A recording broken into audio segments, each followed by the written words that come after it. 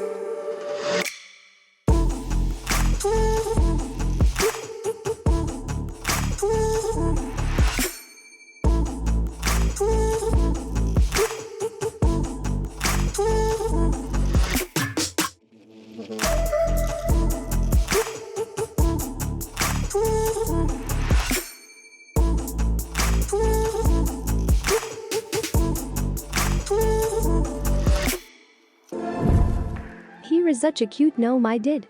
If you like my stories and works, share this video with your friends. And also like, subscribe to my channel and click on the bell so as not to miss the new video.